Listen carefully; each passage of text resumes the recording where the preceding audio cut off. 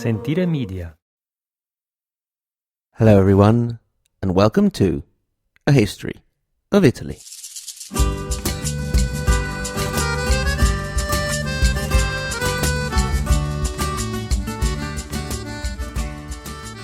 Episode 39, A Sticky End, and the Humiliation of Canossa.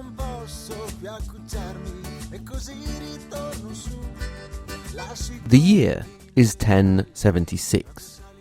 Godfrey the Hunchback, Duke of Lorraine, is fresh from his attendance in January at the Synod of Worms that deposed Pope Gregory VII. The news of the Pope's excommunication of Henry IV of Germany, Godfrey's overlord, has not yet arrived. So that's one thing that isn't weighing on his mind. He has plenty of worries of his own. As a great feudal landowner, he has plenty of vassals of his own to deal with. Furthermore, he has serious marital problems. He has now been separated from his wife Matilda, Countess of Canossa, for almost 5 years now. The loss of his wife has also meant the de facto loss of all the lands which should have been theirs together. Instead, they find themselves on opposing sides of an international clash between the Holy Roman Empire and the papacy, with his wife siding with the Pope. As February rolls on, he finds himself in the north of his lands, near the modern-day town of Vlaardingen, in the Netherlands. One night, as the rest of his men are sleeping, he awakes. Big digression alert. When dealing with history, you get to talk about battles and synods and kings and popes and so on. But you don't really get the chance to deal with toilets. I haven't done much research on the topic. I have found famous people who have died on the toilet and some interesting toilet trivia. But I would be curious to know how many times history has been changed or influenced by someone needing to go to the toilet. For example, was a certain important person absent from an important meeting because they were in the toilet? Was some important decision made too quickly because the person making the decision did so while desperate for a pee? If anyone out there has any info on this, please let me know. If not, someone please write a book about it. I promise I will buy it and read it.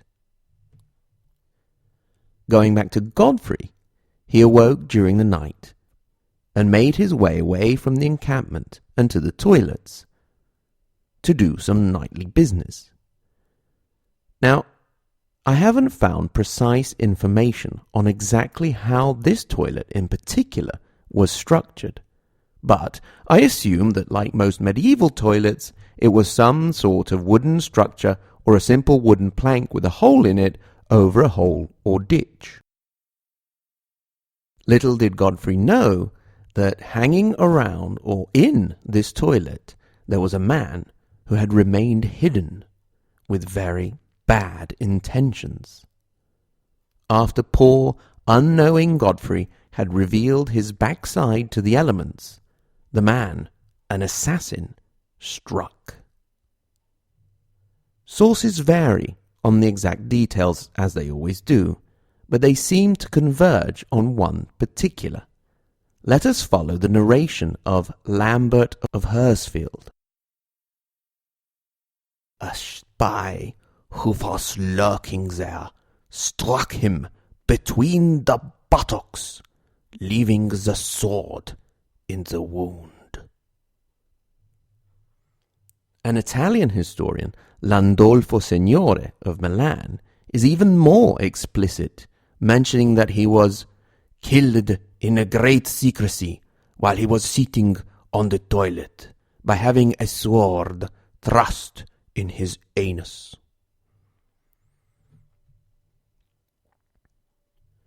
Once again, we have a murder mystery on our hands. For the first source we mentioned, Lambert of Hersfield, the culprit was a Flemish count called Robert, a vassal of Godfrey. It's not clear if this means he simply organized the killing or was actually the man who hung around a stinky toilet for a good part of the night, waiting for Godfrey. The second source we mentioned put the blame for ordering the murder fully on Godfrey's wife, the Countess Matilda of Canossa. However, this theory, coming from an ardent enemy of Matilda, is rather discredited. The only thing she really had was a motive. Indeed, with the death of Godfrey the Hunchback of Lorraine, who left no heirs, Matilda had full power over all of her vast domains. One last thing I wonder before we move on from this gruesome tale is, how did whoever organized the murder know that Godfrey would go to the toilet during the night, that particular night? Had they observed his habits? Had they randomly been hanging around the toilet? What sort of weirdo does that anyway? Did they have an accomplice who fed him a few too many figs or other laxative substitute? We'll never know. As we mentioned, this happened in February, and we saw in the last episode that Henry IV, King of Germany, was excommunicated, and things started to go downhill for him as the year moved on. The winter between 1076 and 1077 was one of the coldest in the 11th century. The Anglo-Saxon Chronicle mentioned that the rivers froze all over Europe. A monk, Berthold of Reichmar, wrote that, starting in November, northern Italy was covered by such a large amount of snow that no one had living memory of seeing as much of it. The Po River froze over, forming a road that people could travel along. The poor froze in their wood and clay cabins, and wild animals were forced out of the forests and made their way into towns. Many saw the unusually cold winter as a sign from God. He was unhappy about the current situation. The cold could also be felt between the German king and his vassals. The king had gambled on his subjects backing him against Pope Gregory, but the support was tepid at best. Nobles never really like having a king or emperor to boss them around, and are always biting at the bit and trying to gain more independence and autonomy. The Saxons in Northern Germany had taken up arms against their king. Therefore, the excommunication of Henry by the Pope didn't actually set off Henry's trouble on its own. It was simply the spark that lit the powder. Part of the nobles and bishops of Germany wanted Henry to reach an agreement with the Pope and forced him to accept a council in Augsburg that was to be held on the 2nd of February, 1077. Pope Gregory, fearless as usual, set off from Rome, heading up to Germany for the appointment.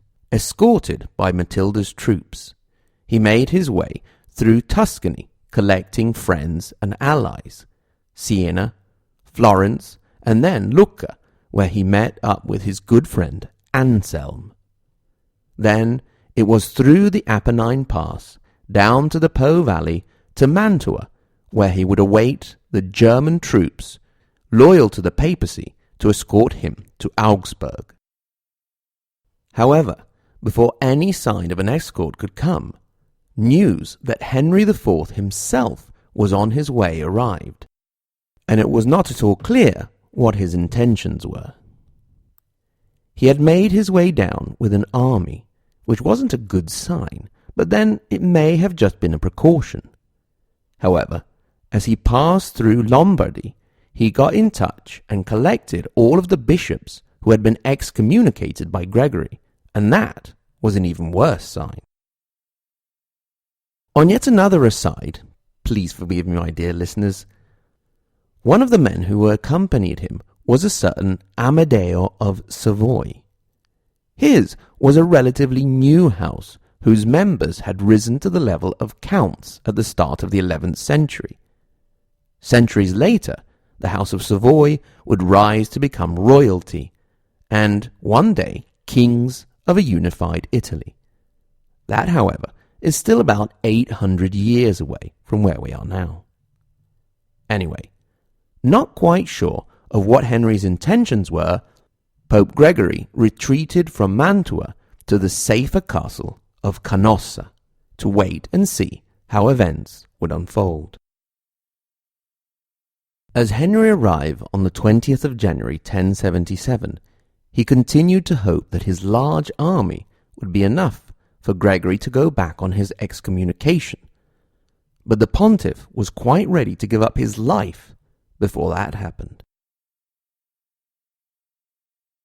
At this point, Henry made a pretty clever move. On the 25th of January, he left his army at Bianello and made his way up to Canossa. And there he stood, outside the door of the castle of Canossa, where Gregory was staying, for 3 days and 3 nights, in the freezing cold, barefoot, and dressed in a penitent sinner's coarse wool, and pleaded with the Pope. All those around him were moved, and in the end the Pope was forced to give in. In truth, he had no choice. As a Christian and a priest, he was forced to receive the penitent sinner back into the church. Henry IV was forgiven. A solemn and sober feast was held the next day to celebrate, and the king was noticed to have been quiet and thoughtful. Some more naive observers may have thought that he was thinking about his sins and feeling repentant, but many, including Gregory, knew otherwise, and the following events proved it. Now, this event went down in history as the humiliation of Canossa, but in truth it was a pretty big victory for Henry. He had avoided the council in Augsburg, and he had been readmitted into the church, and so the oath his vassals had made to him was now valid again. Gregory knew this very well, but he could do nothing. The only thing he could do was to stress to the German nobles the fact that he had removed the excommunication, but he had not reinstated Henry as king, and still intended to go to Augsburg to see if he couldn't get rid of this pesky guy in some other way. However, not knowing what the king's intentions were, and with the king's army still waiting not too far from where Gregory was, and still with no escort coming from Germany, the Pope stayed put in Matilda's castles, moving meanwhile to that of Carpinetti further east. Henry, meanwhile, although he had scored a great diplomatic victory, was by no means out of the woods. His first order of business was to head down from the hills to the city of Reggio Emilia, where the bishop, Gandolfo, who also ran the city, was on his side. That was where the excommunicated bishops who had followed the king there were fuming about what they saw as the emperor bowing to the Pope, so he had to set their minds at ease. Sort of, "Relax, guys, I didn't mean it. I had my fingers crossed all the time." Pope Gregory had to do something similar with the German nobles, who had supported him, sending letters that were almost apologies for having removed the excommunication on Henry, saying that he had had no choice, and that he had also been pestered into it by those around him, and Henry's insistent whining at the door. The German nobles were very uneasy about this situation, fearing the wrath of the king. They gave up waiting for the Pope to come along, and in a diet in Forchheim in mid-March, they elected Rudolf of Swabia as their new king. The fact of having elected a king was very important for the future of the Holy Roman Empire, and for Europe. For the moment, it simply meant that the investiture controversy, which has skirted along the brink of armed conflict for years, had finally fallen over the edge, and war was on the way. Next time, we'll see how things went and how Henry and Gregory both ended up. As always, thanks very much to everyone for listening. Thanks in particular to my lovely Patreon supporters, the Anita and Giuseppe Garibaldi level, Preston, Roberta, Sean and Jeff. The Matilde di Canossa and Mazzini level, Benjamin. The Margherita Hack and Galileo Galilei level, Chris, Stephen, Vincent, Jay, Shelby, Caitlin, Ben and Dean. And the top level, Dante Alighieri and Maria Montessori, Sen.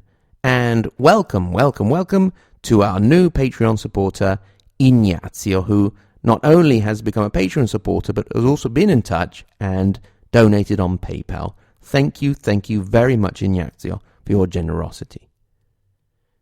Remember that you can get in touch. hello@ahistoryofitaly.com. At the same URL, ahistoryofitaly.com, you can click through to our social media, Facebook and Twitter, and you can consult maps and timelines to help you navigate our country's complicated history. Until next time, thanks again very much for listening, and arrivederci.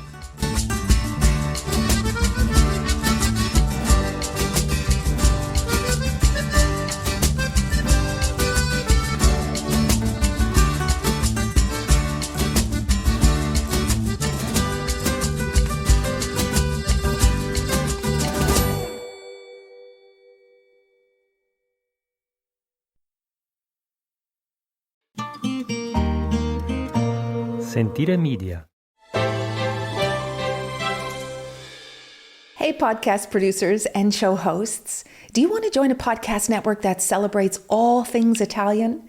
At Sentire Media, we understand the allure of Italy and its unique culture. Our devoted team of hosts and producers are all driven by their shared passion for Italy. And we work tirelessly to create the best lifestyle podcasts and content that will whisk you away to the very heart of Italy. With us, you can savor the mouth-watering flavors, get lost in the stories from the past, break down the cultural barriers, and truly immerse yourself in the vibrant traditions of this intoxicating country. If you have a great podcast idea or are already in production and would like to join Sentire Media, head over to sentiremedia.com, that's SENTIRE media.com, and find out how to submit your show.